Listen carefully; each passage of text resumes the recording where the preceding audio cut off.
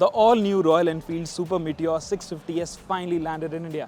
Well, of course, it's not launched as yet, but it has debuted in India, and we are at Rider Mania today. So we've got our first look of the Royal Enfield Super Meteor 650. Now it shares its platform with the 650cc Interceptor and Continental GT. So the engine is the same, 648cc parallel twin, air and oil cooled. It produces the same power output, 47 bhp and 52 Newton meters of torque. Comes paired with a 6-speed gearbox, and on mechanical front it is the same engine, but everywhere else it's a totally different motorcycle. This has an all new frame and the suspension is also new. So this is the first Royal Enfield that gets upside down forks.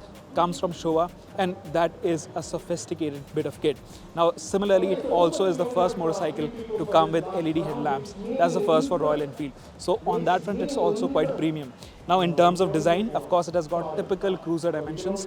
It is slightly longer than the Interceptor and Continental because of its lazy rake and longer wheelbase. But yeah, it looks quite imposing. It looks quite good. It has got this chrome detailing. The tank is also quite big. It is 15.4 liters. It's around 2 liters bigger than the Interceptor's tank. And the seat is also quite wide, and the squab is more accommodating. So if you plan to ride it for longer distances, you can do that quite easily. Now overall, I think the fit and finish, the quality, everything on this motorcycle feels quite decent, and it looks quite great as well. I think this has got everything covered. Now again, coming to more important bits, this is a slightly heavier motorcycle because this weighs around 241 kilograms. Now that makes it 39 kilograms more than the Interceptor, which is based on the same platform. So it is quite heavy in that sense, but it has got a seat height of just 740 millimeters, so that makes it quite accessible. And overall, I think this is going to be a great motorcycle, especially for traditional Royal Enfield customers, because this is more of a cruiser as compared to the Interceptor or the Continental, which are slightly sporty motorcycles, but this gets it done quite easily. Now the tire size on this one, front is 19-inch, at the rear you get a 16-inch wheel. Again, fat tires, it has got that beefy cruiser look, and it looks quite, and overall, design wise, I have to say that Royal Enfield has done a very decent job. We saw the spy pictures of this motorcycle early on, and it looked a little disproportionate in pictures, but in the metal it looks quite good.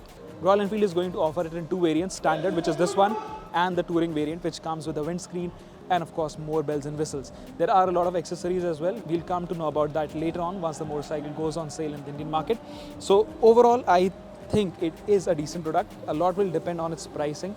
Right now we are expecting it to be priced between 3.3 to 3.5 lakh rupees. That's what Royal Enfield is hinting at, and it's going to be launched early next year. January is what we have heard, but there's no confirmation. But you will see this bike at Royal Enfield dealerships very, very soon. So a lot will depend on the pricing, and of course we are going to be riding it very soon. So let's see how this motorcycle performs in the real world.